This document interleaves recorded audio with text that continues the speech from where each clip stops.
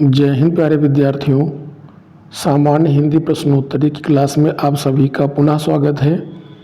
आज की क्लास के अंतर्गत हम लोग एक नए अध्याय पर चर्चा करेंगे। आज का टॉपिक है अनेक शब्दों या वाक्यांशों के लिए एक शब्द। यह चैप्टर आपकी समीक्षा अधिकारी परीक्षा के लिए और सभी एक दिवसीय परीक्षाएं जिसमें हिंदी के प्रश्न आते हैं उनमें यह चैप्टर अत्यंत महत्वपूर्ण भूमिका निभाता है। इस चैप्टर के अंतर्गत अभी तक विभिन्न प्रतियोगी परीक्षाओं में जो भी प्रश्नों को पूछा गया है उससे संबंधित लगभग 300 प्रश्नों को समाहित किया गया है और इस अध्याय पर आधारित कुल 3 क्लासेज आपकी आएंगी और प्रत्येक क्लास में हम लोग 100 प्रश्नों पर चर्चा करेंगे। तो आज हम लोग 1 से लेकर के 100 तक के प्रश्नों की व्याख्या देखेंगे। तो आज की क्लास का पहला क्वेश्चन लेते हैं। जानने की इच्छा के लिए एक शब्द क्या होता है? जानने की इच्छा के लिए एक शब्द होता है जिज्ञासा और जानने की इच्छा रखने वाले के लिए एक शब्द हो जाएगा जिज्ञासु। तो जानने की इच्छा क्या कहेगा? जिज्ञासा। और जानने की इच्छा रखने वाले के लिए एक शब्द क्या होगा? जिज्ञासु हो जाएगा। दूसरा प्रश्न है कि किसी व्यक्ति या वस्तु को ना अपनाना वाक्यांश के लिए उपर्युक्त शब्द का चयन कीजिए। किसी व्यक्ति या वस्तु को ना अपनाना बहिष्कार कहलाता है। क्या कहलाता है? बहिष्कार। ऑप्शन नंबर क्या होगा? सी सही हो जाएगा। अगला प्रश्न है जो देने योग्य है के लिए एक शब्द क्या होगा? पे, दान, दे या गे।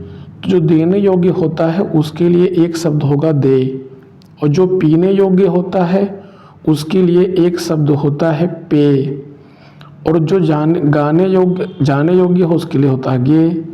पीने योग्य पे, देने योग्य दे। अगला प्रश्न है कि दूसरों की बातों में दखल देना के लिए एक शब्द क्या होगा? हस्तक्षेप, उपकारी, आक्षेप या दूरदर्शी। हस्तक्षेप होता है। दूसरों की बात में दखल देना क्या कहलाता है? हस्तक्षेप। अगला प्रश्न है कि पृथ्वी, ग्रहों, तारों आदि का स्थान वाक्यांश के लिए उचित शब्द है विश्व, धरती, अंतरिक्ष या समंदर। इस प्रश्न का सही उत्तर होगा अंतरिक्ष। अंतरिक्ष में ही पृथ्वी, ग्रहों तथा तारे विद्यमान होते हैं। कहाँ? अंतरिक्ष में। अगला प्रश्न है कि अनियमित के लिए उचित वाक्यांश चुने जो नियमानुकूल ना हो, जिसका निवारण ना हो सकता हो, जिस पर कोई नियंत्रण ना हो, जिसके संबंध में कोई निर्णय ना हुआ हो, उसके लिए एक शब्द क्या होगा? जो नियमानुकूल ना हो। जो नियमानुकूल ना हो उसके लिए एक शब्द क्या होगा? अनियमित हो जाएगा। अगला प्रश्न है 107 नंबर। सख्य भाव मिश्रित अनुराग को क्या कहा जाता है? प्रेम, सम्मान, प्रणय या श्रद्धा। सख्य भाव मिश्रित अनुराग को प्रणय कहा जाता है। खाने की इच्छा क्या कहलाती है? खाने की इच्छा विभुच्छा, बुभुच्छा, बुभुच्छा या विभुच्छा हो जाएगा। खाने की इच्छा को बुभुच्छा कहते हैं जबकि खाने की इच्छा रखने वाले के लिए एक शब्द होता है बुभुक्षु। अगला प्रश्न है कि सफलता ना मिलने पर दुखी होना को क्या कहते हैं? कृपा, क्षोभ, दया, दुख। अगर सफलता ना प्राप्त हो और उसके ना प्राप्त होने पर जो दुख होता है उसे क्षोभ कहा जाता है। बिना पलक झपकाए के लिए एक शब्द क्या होगा?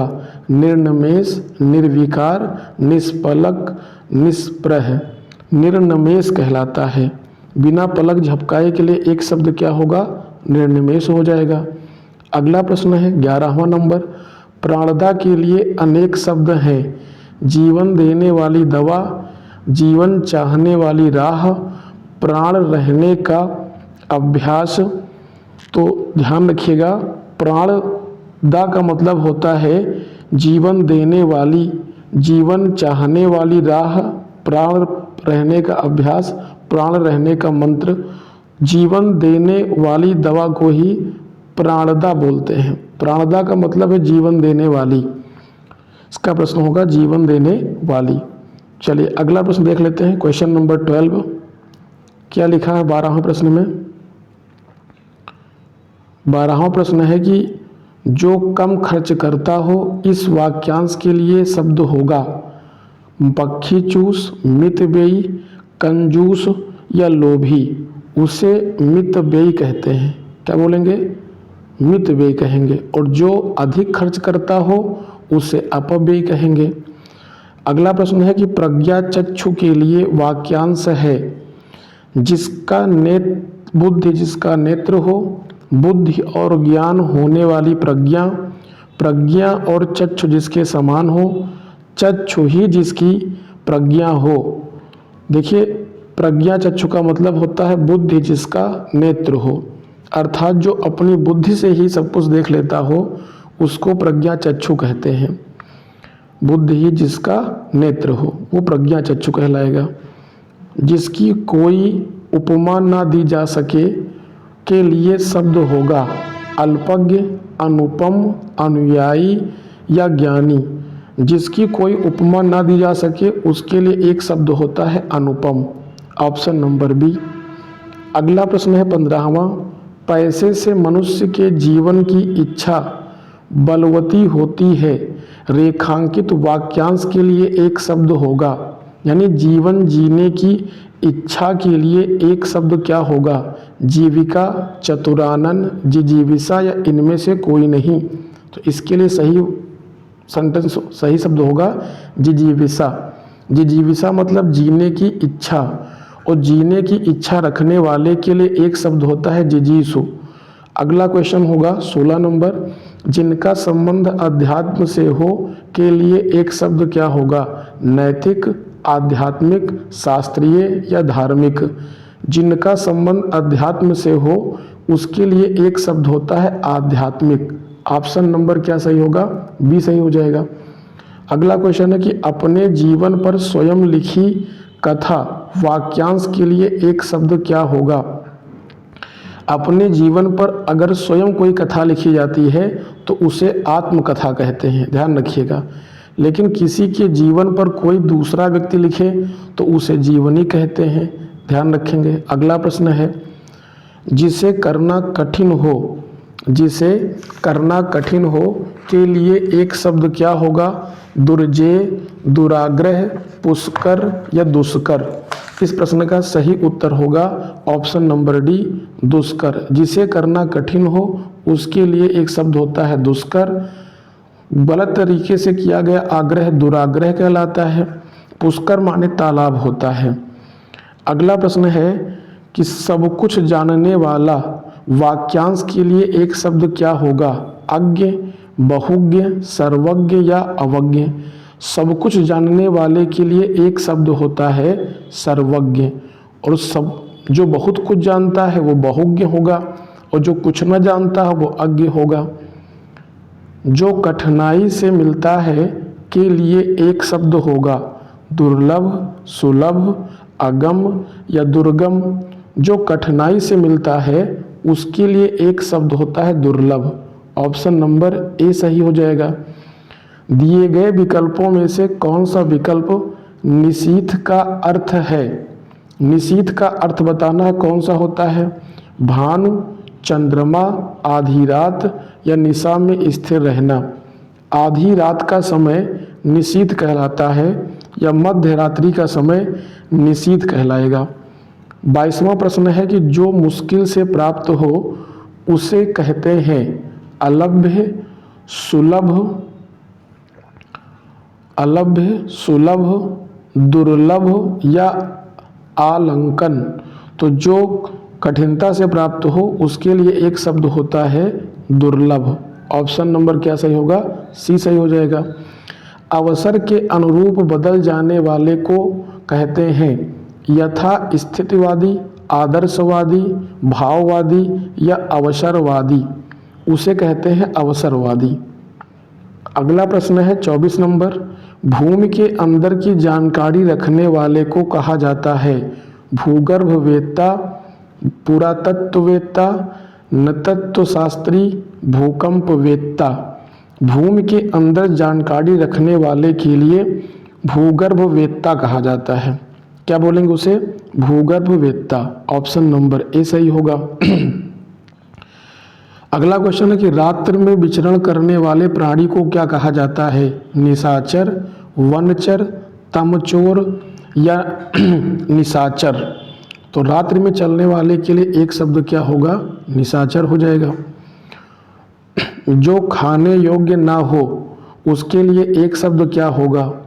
अखाद्य, पथ्य, अपाच्य या अलभ्य।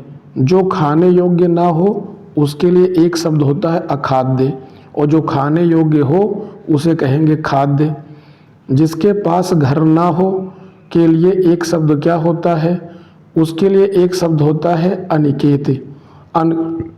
अनिकेत का मतलब होता है जिसके पास घर ना हो। अगला क्वेश्चन है, इंद्रियों को जीत लिया हो जिसने, वाक्यांश के लिए सही विकल्प का चयन करें। इंद्र, इंद्रपति, इंद्रजीत या जितेंद्रिय। तो इंद्रियों को जीत लेने वाले को जितेंद्रिय बोलेंगे और इंद्र को जीत लेने वाले को इंद्रजीत कहा जाता है, ध्यान रखेंगे। अगला, निम्नलिखित 4 विकल्पों में से उस विकल्प का चयन करें जो वाक्यांश के लिए एक शब्द का सही विकल्प है।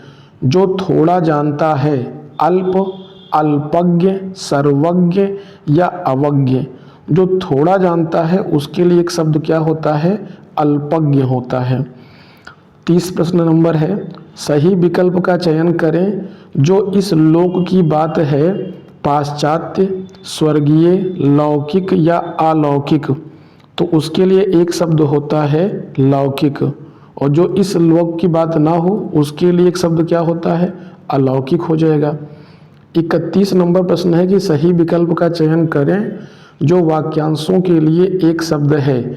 आदि से अंत तक के लिए एक शब्द क्या होता है? आद्योपांत होता है, ध्यान रखेंगे। आदि से अंत के लिए एक शब्द क्या होगा? आद्योपांत होगा। अगला क्वेश्चन है कि सही विकल्प का चयन करें जो वाक्यांशों के लिए एक शब्द है। जो सब कुछ जानता है के लिए एक शब्द क्या होगा? सर्वज्ञ हो जाएगा। जो सब कुछ जानता है उसके लिए एक शब्द हो जाएगा सर्वज्ञ। अगला प्रश्न है, क्वेश्चन नंबर 33 है, जिस पर आक्रमण किया गया हो वाक्यांश के लिए उचित शब्द चुने। आक्रांत, आत्मघाती। जिस पर आक्रमण किया गया हो उसके लिए एक शब्द होता है आक्रांत। Option number A will be right. Question number 34 देख लेते हैं। 34 नंबर क्वेश्चन में क्या कहा गया है? लिखा कि मोक्ष की इच्छा रखने वाला क्या कहलाता है?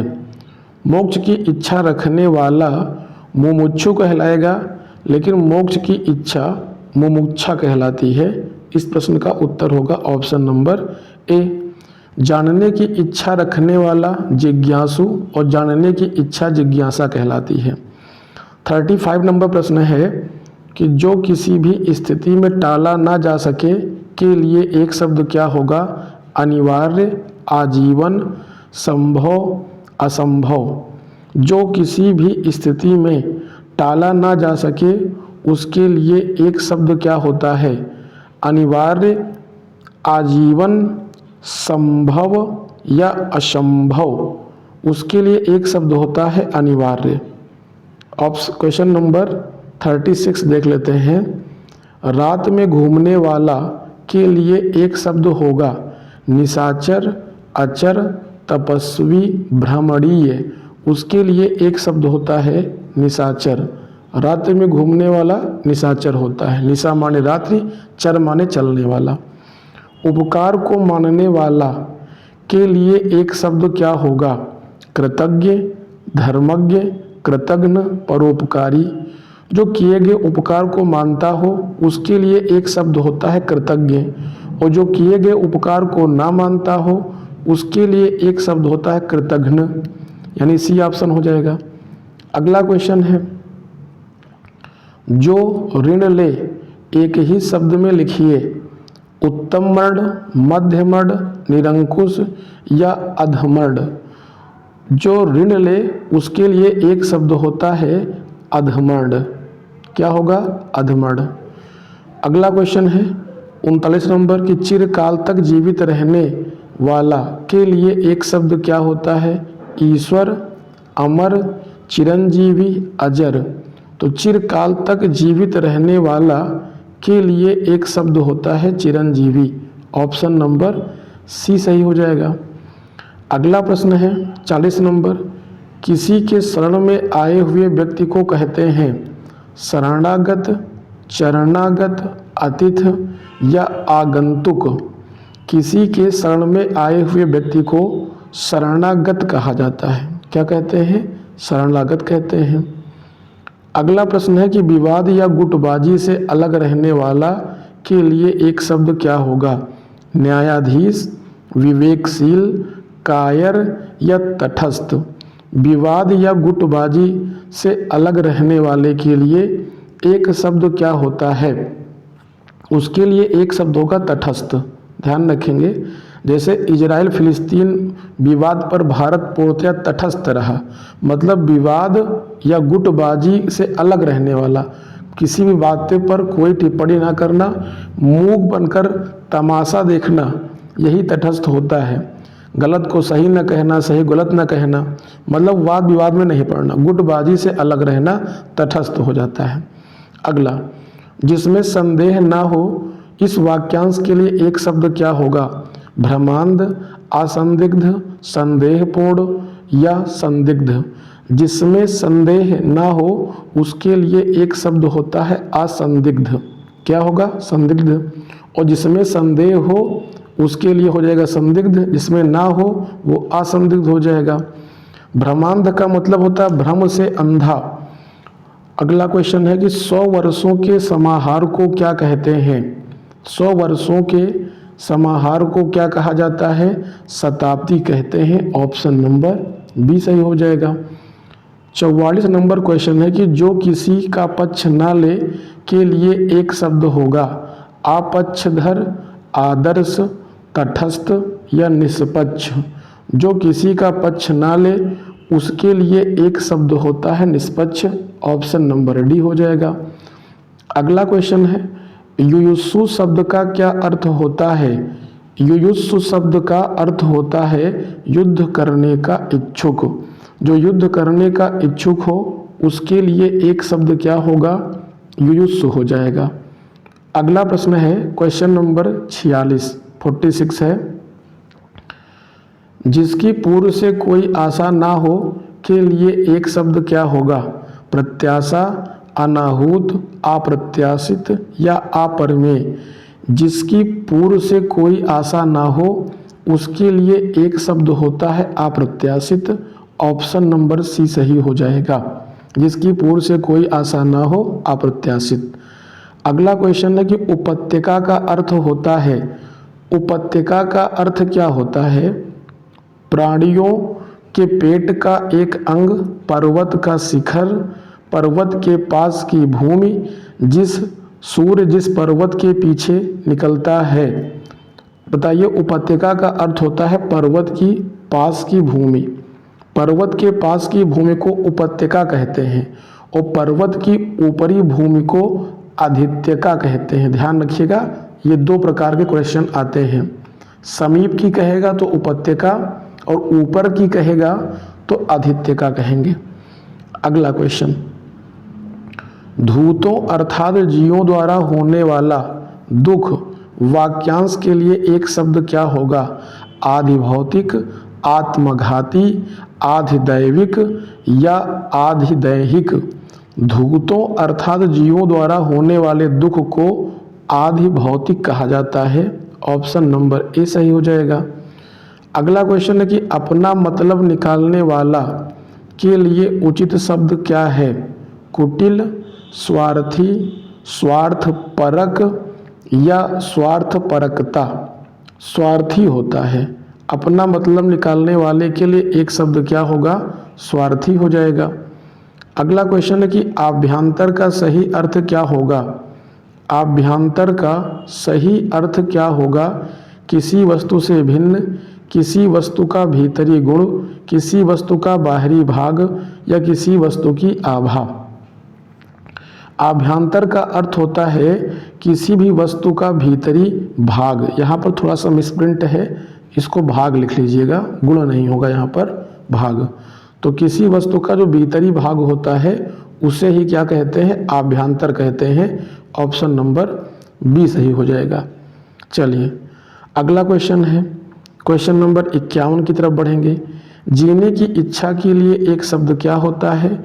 जिजीविषा, पिपासु, जिज्ञासु या जिगीषु।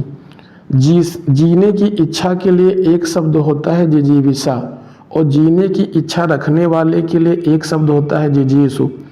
पीने की इच्छा रखने वाले के लिए एक शब्द होता है पिपासु, और जानने की इच्छा रखने वाला जिज्ञासु होता है, और जीतने की इच्छा रखने वाले को जिगीषु कहते हैं।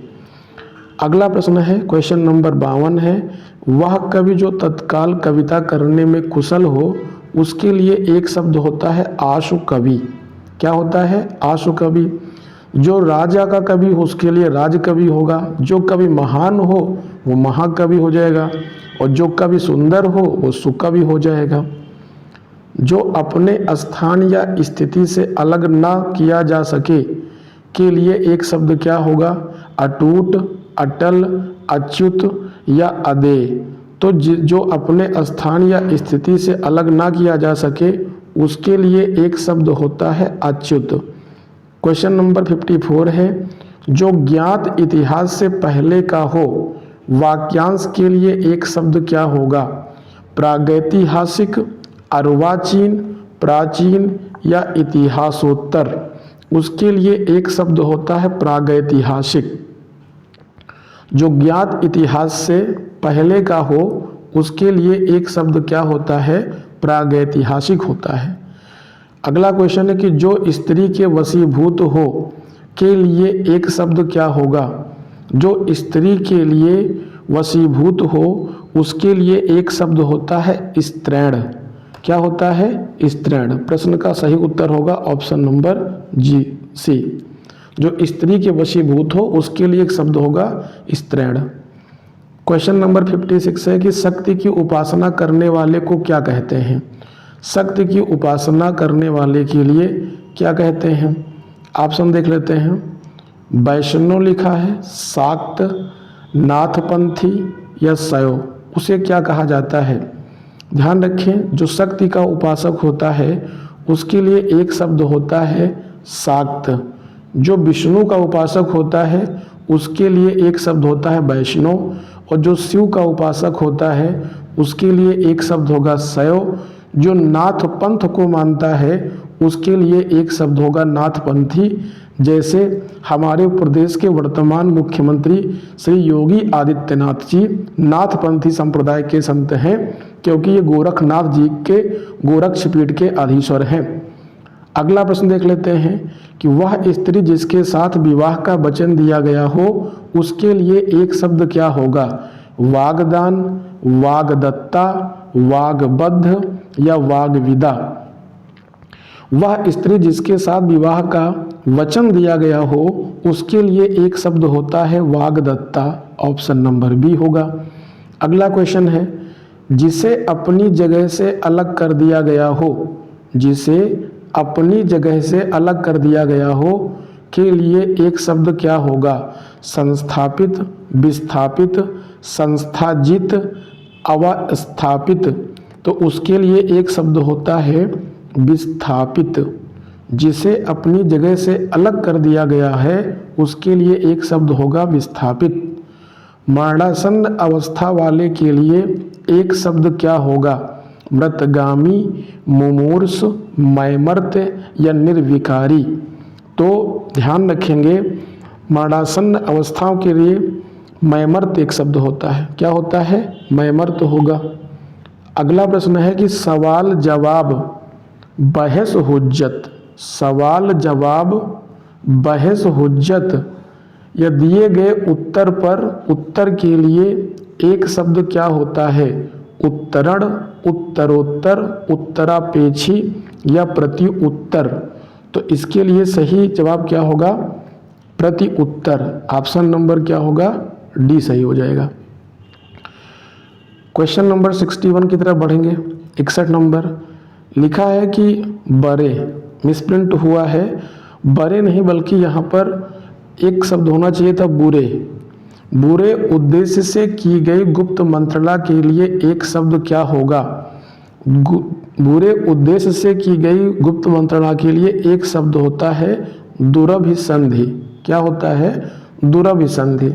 जैसे मामा शकुनी अक्सर दुर्योधन से पांडवों के विरुद्ध बुरे उद्देश्य के लिए गुप्त मंत्रणा करता था, तो उस मंत्रणा को ही दुरभिसंधि कहा गया और उसी का परिणाम था कुरुक्षेत्र में होने वाला 18 दिन तक चलने वाला महाभारत का युद्ध।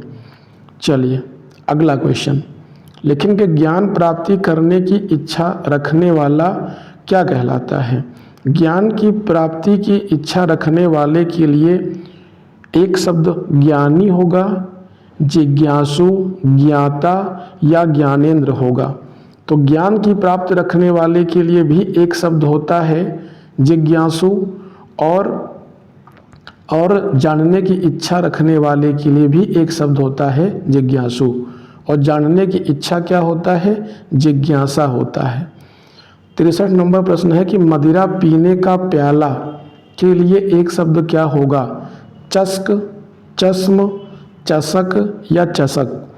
तो मदिरा पीने के प्याला के लिए एक शब्द क्या होगा? चषक हो जाएगा। अगला प्रश्न है कि ऐसी जीविका जिसका कुछ ठीक ठिकाना ना हो के लिए एक शब्द क्या होगा? आकाश फल, आकाश कुसुम, आकाश श्रुति, आकाश सलिल। यहाँ पर मिसप्रिंट हुआ है, इसको आप लोग सही कर लीजिएगा। पहली चीज़ तो इसके लिए एक शब्द होता है आकाश वृत्ति। क्या होगा? आकाश वृत्ति। ऐसी जीविका जिसका कुछ ठीक ठिकाना ना हो उसके लिए एक शब्द होता है आकाश वृत्ति। क्या होगा? आकाश वृत्ति होता है। चलिए अगले क्वेश्चन को देख लेते हैं। पूरब और उत्तर के बीच की दिशा को क्या कहा जाता है? पूरब और उत्तर के बीच की दिशा को ईशान कहा जाता है। क्या बोलते हैं? ईशान। पूरब और उत्तर के बीच की दिशा को ईशान कहते हैं। अब यहाँ पर इस कॉन्सेप्ट को आप समझ लीजिएगा। जैसे थोड़ा सा ध्यान से समझिएगा इस पॉइंट को कि जैसे 4 दिशाएं होती हैं, ठीक है? कितनी दिशाएं होती हैं बेटा? 4। कौन कौन सी 4 दिशाएं हैं? पूरब, पश्चिम, उत्तर, दक्षिण। अब 4 दिशाएं होती हैं, चारों दिशाओं की अपनी उप दिशाएं भी होती हैं। कितनी उप दिशाएं होती हैं? 4 उप दिशाएं होती हैं। अब कहा गया है इसमें क्वेश्चन में कि पूरब और उत्तर के बीच की दिशा को क्या कहते हैं? इसको बोलते हैं ईशान। क्या बोलते हैं यहाँ पर? ईशान बोलते हैं। इसे कहते हैं आग्नेय। इसे क्या बोलेंगे? आग्नेय कहा जाता है। यानी पूरब और दक्षिण के मध्य की दिशा को आग्नेय, पूरब और उत्तर के मध्य की दिशा को ईशान, और ये उत्तर और पश्चिम है, इन दोनों के मध्य की दिशा को वायव्य कहा जाता है, और पश्चिम और दक्षिण के बीच की दिशा को नैऋत्य कहते हैं। क्या कहते हैं? नैऋत्य कहा जाता है। ध्यान रखिएगा।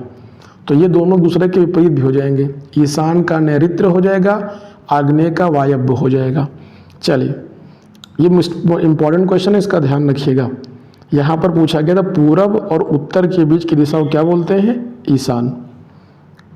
अगला क्वेश्चन है, तैरने या पार होने का इच्छुक के लिए एक शब्द क्या होगा? तारक, तारणक, तितीर्षु या तैराक। तो तैरने या पार होने के इच्छुक के लिए एक शब्द होता है तितीर्षु। क्या होगा? तितीर्षु। जंगल में लगने वाली आग को क्या कहते हैं? जठराग्नि, दावानल, बड़वानल या बड़वाग्नि कहा जाता है। तो उसके लिए एक शब्द होता है दावानल। क्या होता है? दावानल हो जाता है। किसी कथन पर सहमति होना, किसी कथन पर सहमति होना स्वीकृति, अनुमोदन, समर्थन या सहमति क्या कहलाती है? स्वीकृति कहलाती है। ऑप्शन नंबर ए सही हो जाएगा। अगला क्वेश्चन है कि जिसके बराबर कोई ना हो उसके लिए एक शब्द क्या होगा? जिसके बराबर कोई ना हो उसके लिए एक शब्द क्या होगा? अनुपम, असाधारण, लोकातीत या विलक्षण। जिसके बराबर कोई ना हो उसके लिए एक शब्द होता है अनुपम। अगला प्रश्न है कि 70 नंबर, निम्न में से कौन सा पीछे चलने वाला समूह शब्द है? ध्यान दीजिएगा प्रश्न पर क्या लिखा है कि निम्न में से कौन सा पीछे चलने वाला शब्द समूह है तो एक शब्द होगा। पीछे चलने वाले के लिए एक शब्द होता है आगत, अनुगत, पिछलग्गू या पिछल। तो उसके लिए एक शब्द होता है अनुगत। अनु माने पीछे, गत माने गमन करने वाला। पीछे गमन करने वाले के लिए शब्द होता है अनुगत। जिसके पास कुछ ना हो उसके लिए एक शब्द होता है अकिंचन। क्या होता है?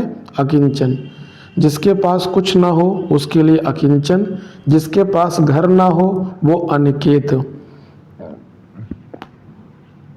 72 नंबर है कि विशिष्ट अवसर पर विशिष्ट लोगों के समक्ष दिया जाने वाला विद्वतापूर्ण भाषण क्या कहलाता है?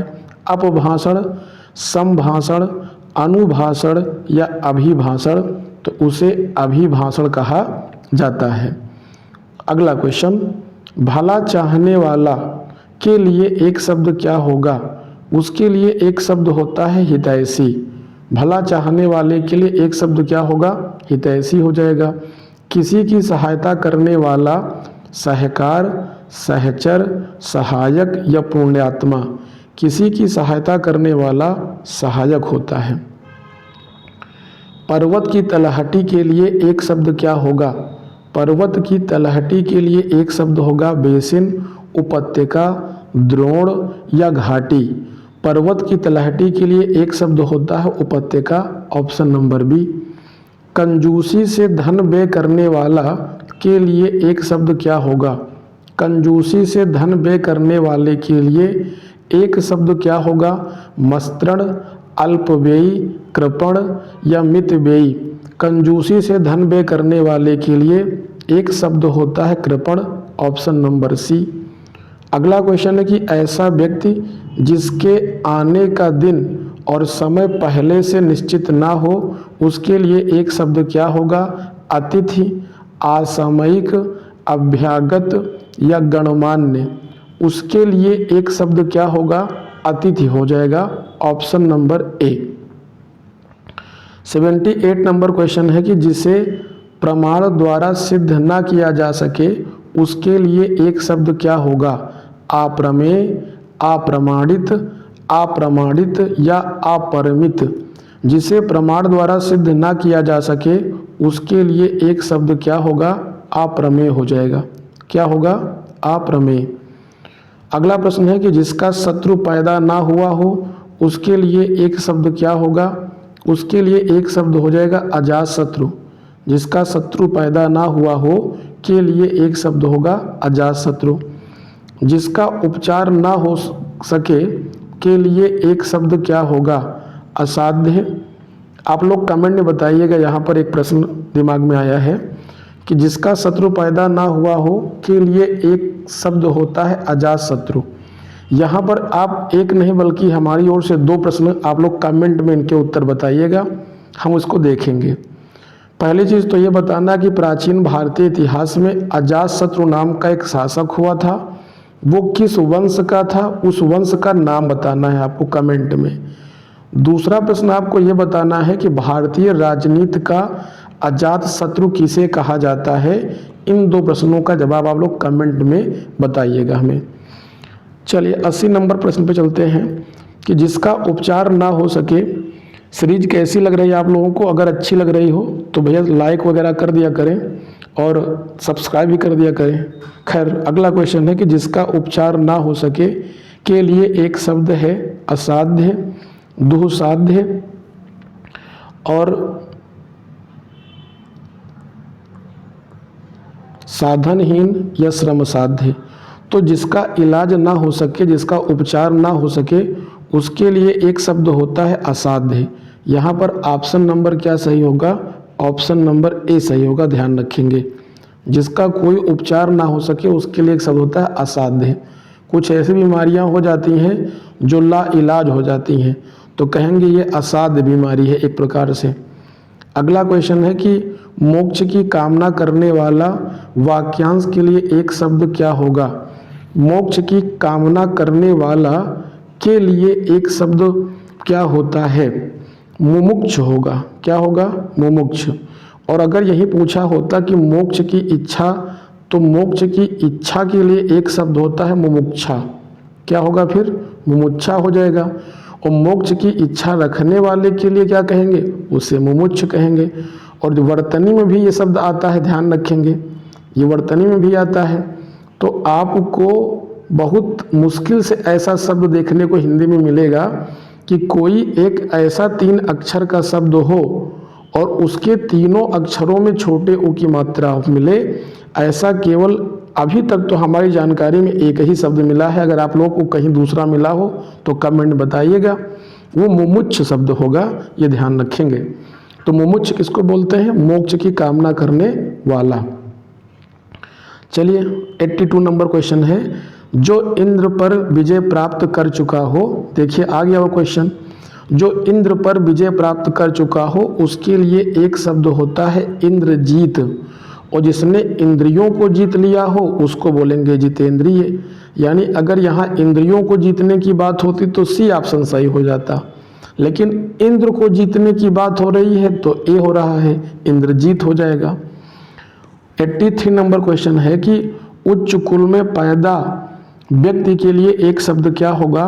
कुलीन होगा। कुलीन के साथ साथ एक वर्ड और याद रखिएगा, अभिजात भी होता है। क्या होता है? अभिजात या कुलीन। अगला क्वेश्चन है क्वेश्चन नंबर 84। वह नायिका जो अपने पति के परदेश में होने के कारण दुखी हो के लिए एक शब्द क्या होगा? खंडिता, विरह विधक्ता, वियोगिनी या प्रोषित पतिका। उसके लिए एक शब्द होगा विरह विदग्धा। जो नायिका, वह नायिका जो अपने पति के परदेश में होने के कारण दुखी हो उसके लिए एक शब्द होता है विरह विदग्धा। अगला क्वेश्चन है क्वेश्चन नंबर 85। शक्तिशाली, दयालु, शक्तिशाली, दयालु, शांत, धीर और योद्धा नायक के लिए एक शब्द क्या होगा? धीर ललित, धीरोद्धत, धीरोदांत या इनमें से कोई नहीं। तो उसके लिए एक शब्द होता है धीरोदांत, धीर धन उदांत। अगला प्रश्न है कि वीर पुत्र को जन्म देने वाली, वीर पुत्र को जन्म देने वाली के लिए एक शब्द क्या होता है? वीरांगना, वीर वहुरु, वीर प्रसु या पुत्रवती। तो वीर पुत्र को जन्म देने वाली के लिए एक शब्द होता है वीर प्रसु।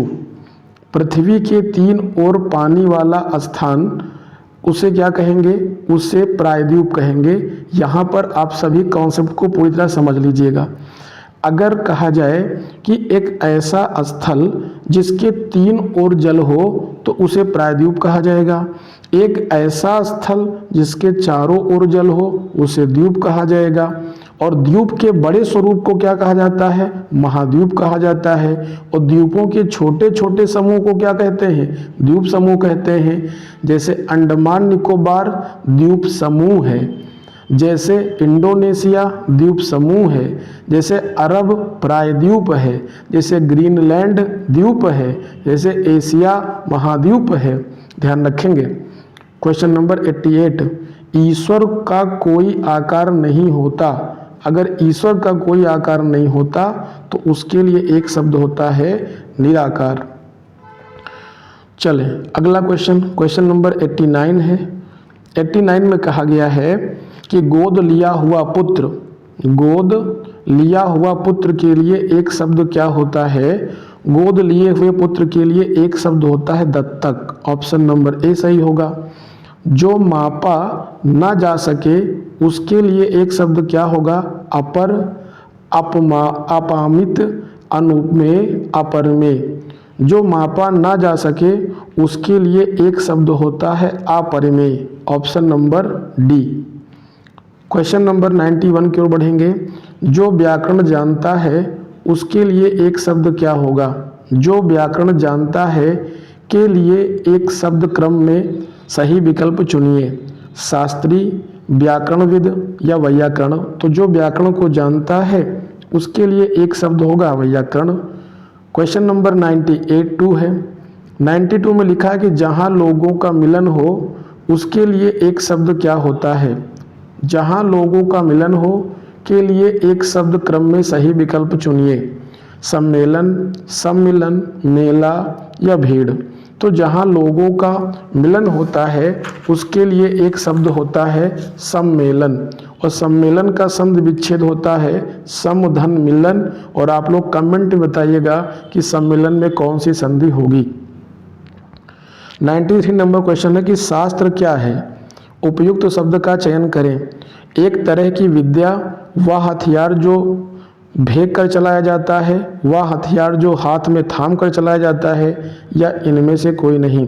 सबसे पहले तो आप इसको शुद्ध कर लीजिए। यहाँ पर शास्त्र नहीं बल्कि शस्त्र होना चाहिए था।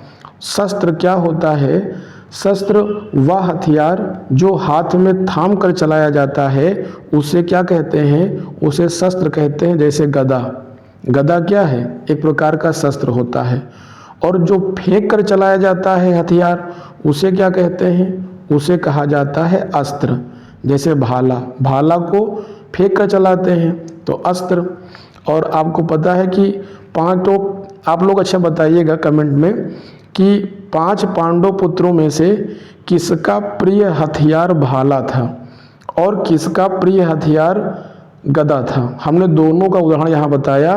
और आप लोग बताइए कि 5 पांडव थे, उनमें एक पांडुपुत्र थे जो कि गदा चलाते थे, और एक थे जिनका प्रिय अस्त्र था भाला, एक थे जिनका प्रिय अस्त्र था धनुष बाण। तो खैर आप लोग बताइएगा कि भाला किसका था, और आप लोग दूसरा प्रश्न बताइएगा कि भाला के अतिरिक्त गदा किसका प्रिय हथियार था, शस्त्र था, सॉरी।